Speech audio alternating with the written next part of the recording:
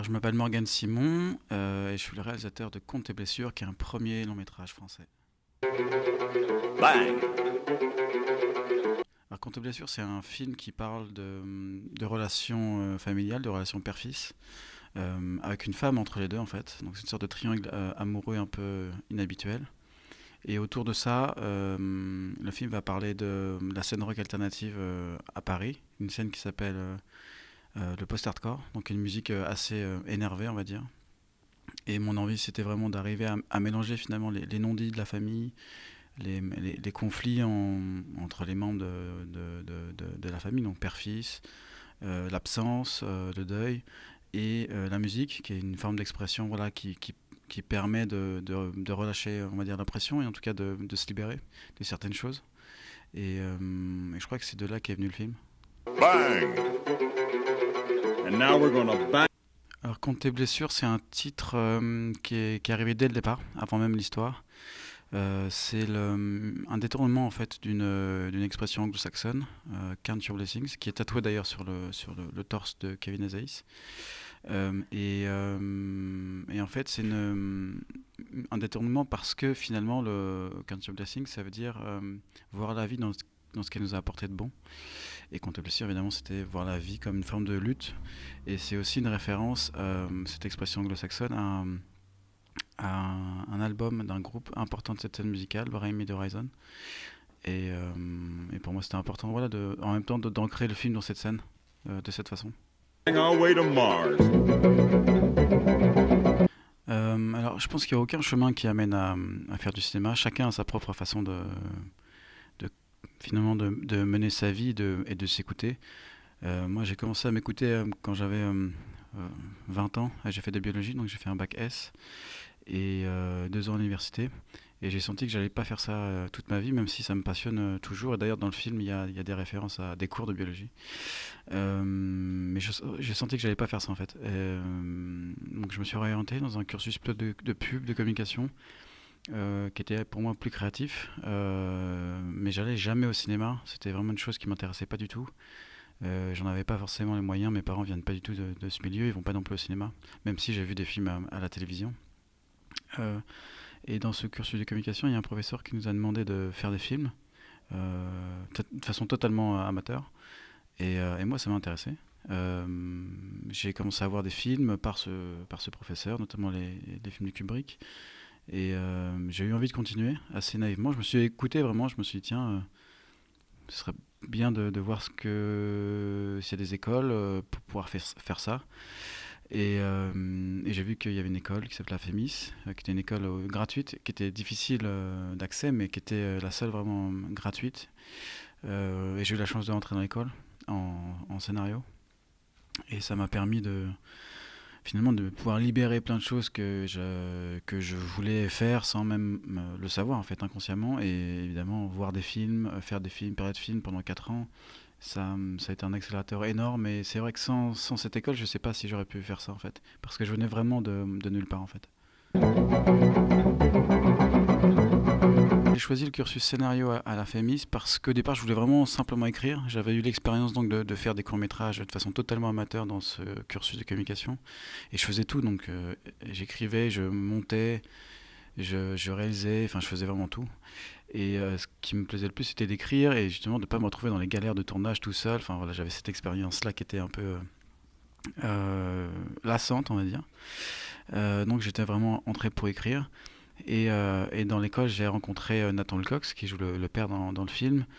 C'est là où j'ai finalement découvert vraiment la direction d'acteur, le plaisir de trouver la justesse, la sensibilité des émotions avec les acteurs. Et en même temps, j'ai pris plaisir à mettre en scène vraiment, à travailler l'image. Et j'ai compris aussi que le cinéma français, enfin, les films que j'allais écrire, ils n'allaient pas être réalisés en fait, parce que les réalisateurs ils écrivent leurs films. Et tous ces faisceaux ont fait qu'à un moment donné, je me suis dit, mais en fait, c'est vrai que j'aimerais bien faire mes propres films. Ce qui est assez récurrent dans mes films, c'est plus tout ce qui concerne la marge, les tatouages, les personnages qui sont un peu euh, à côté de la société, mais sans être non plus totalement éloignés. Et c'est vrai que les tatouages, Il y a ce côté-là qui d'un coup vous mettent un peu à l'écart et c'est que très très récemment finalement que les tatouages commencent à être beaucoup plus acceptés en France et que finalement c'est ce que je vais utiliser d'ailleurs dans Compte à blessure où finalement les tatouages ne différencient plus les gens et c'est finalement le fait de ne pas avoir de tatouage qui vous rend alternatif entre guillemets.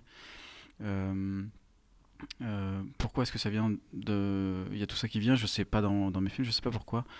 Euh, je pense que c'est déjà par rapport à la musique que j'écoute, donc qui est la musique de Compte et Blessure, où c'est très très présent finalement les tatouages, cette culture-là, et le côté alternatif en fait. Et assez logiquement, ça me donne envie d'en parler. Et de plus en plus, les films vont dans des choses plus personnelles, plus de la famille. Euh, donc je sais pas où ce que ça amènera, mais ça a déjà mené à être plus personnel en tout cas. Il y a plusieurs réalisateurs évidemment que j'admire beaucoup. J'aime beaucoup Alan Clark qui a fait notamment Made in Britain, The Firm, qui sont des films très coup de poing et en même temps très humains et avec un contenu politique assez fort, mais tout en étant vraiment très accessible en fait. C'est pas du tout rébarbatif, c'est ça qui c'est séduisant et en même temps fort et c'est court, ça fait 1h20 en général ces films et c'est vraiment ce qui m'a le plus marqué en fait. Au cinéma, je crois que ce sont voilà, ces films, les films aussi de Gus Van Sant, où il y a une grande poésie, tout un travail sur l'image aussi, ça parle de la jeunesse, ou les films, j'aime bien les films de Jean Vigo, donc, qui est un réalisateur des années 30, qui a fait très peu de films, mais où je sens, voilà, il y a une poésie, une espièglerie qui me touche, il y a quelque chose d'irrévérencieux en fait, tout en étant très simple et pas du tout violent et pas du tout provocateur en fait, c'est juste une irrévérence vraiment poétique en fait. Et voilà, enfin, il y en a évidemment plein d'autres, hein, Cassavetes ou Piala, ouais, qui sont plus dans le travail avec les acteurs, qui sont vraiment des grandes références pour moi.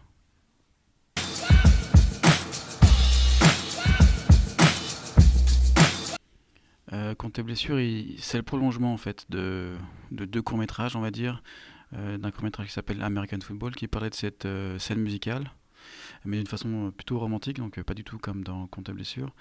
Et un deuxième film, Essayer de mourir jeune, qui était une relation père-fils, qui était un peu différente, tout en étant sombre. Et donc c'est Compte tes blessures, et j'ai vraiment voulu aller beaucoup plus loin et approfondir tous les rapports qui avaient été créés dans ces films, qui sont des films indépendants, qui ne sont pas des brouillons du tout d'un long, en fait, c'est vraiment des films indépendants. Mais Compte tes blessures, c'était l'idée d'aller encore plus loin que ça, en fait.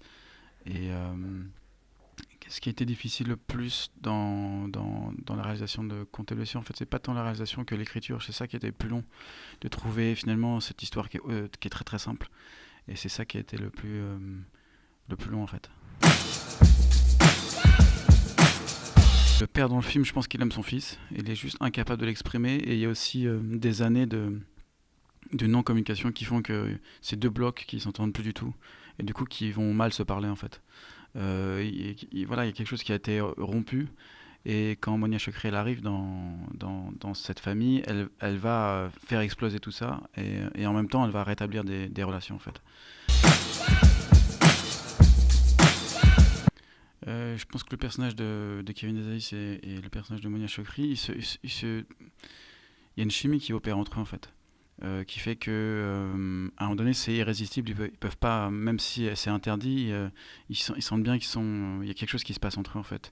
Je pense que le mouvement le plus fort c'est celui de Monia Chokri vers Kevin Azaïs parce que forcément elle est déjà avec le père et qu'il y a moralement un problème à aller voir le fils, mais en même temps en tant que spectateur, on se rend compte qu'elle-même, elle découvre le père sous une autre facette qui est beaucoup plus dure. Le père est plutôt humiliant avec son fils et naturellement, ça crée de l'empathie sur Kevin Azaïs en fait. Et donc, elle devient le point d'accroche du personnage de Kevin et c'est la personne avec qui il peut dialoguer en fait. Et c'est en dialoguant qu'ils se rendent compte que voilà, ils sont capables de rigoler ensemble, que finalement ils sont un peu pareils en fait, et que c'est ça qui les rapproche. le film il s'intéresse à une scène musicale qui s'appelle le post-hardcore, qui est une musique rock alternative, où en gros ça crie sur scène. C'est une musique qui est en termes d'instruments assez lourde. Je voulais que Kevin il soit capable de crier, euh, donc pour de vrai. Il a été entraîné pendant plusieurs semaines par Julien Krug, qui joue son meilleur ami dans le film, et qui avait joué dans mes courts-métrages aussi. Donc c'était plusieurs semaines pour être capable de crier, de le faire en live, de le faire en studio. On a enregistré 2 morceaux pour le film. Ça a été énormément d'investissement pour Kevin, et en même temps je crois que c'était aussi très excitant pour lui de voir qu'il en était capable, parce que lui vient d'un milieu qui est plutôt le milieu hip-hop, donc il n'a rien à voir avec cette musique, il savait rien de cette musique, et de pouvoir se fondre complètement dans ce personnage-là, et découvrir ce plaisir de pouvoir crier sur scène. Je crois que ça lui a aussi fait du bien en fait. Et c'était très excitant de pouvoir tourner ça pour de vrai, pour lui-même, donc pour l'équipe, pour les figurants. Donc quand on faisait la scène du concert, c'était assez énorme parce qu'il le faisait vraiment, donc on pouvait être très très libre de tourner en fait.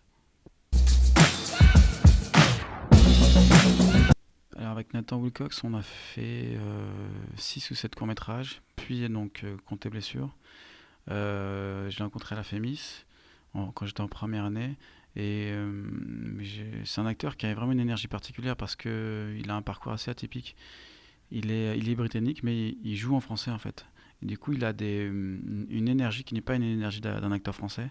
Et je pense que rétrospectivement, c'est ça qui m'a intéressé. C'était quelqu'un qui était plus dans l'action, dans le physique, qui crée du danger vraiment dans les scènes. On ne sait pas ce qu'il y a à faire. Il y a quelque chose qui est assez imprévisible, et qui est assez fascinante. Et je l'ai fait jouer du coup surtout des personnages en marge, puis de plus en plus des personnages de père, des personnages plus dans la société, on va dire, tout en étant différent d'un personnage de père classique en fait. Je crois que ce qui me permet de faire, c'est de partir au-delà des frontières qui sont déjà établies, d'aller découvrir des personnalités un peu différentes. Je pense déjà quand on veut faire des films, il faut pas essayer de faire des films comme les films qu'on aime en fait.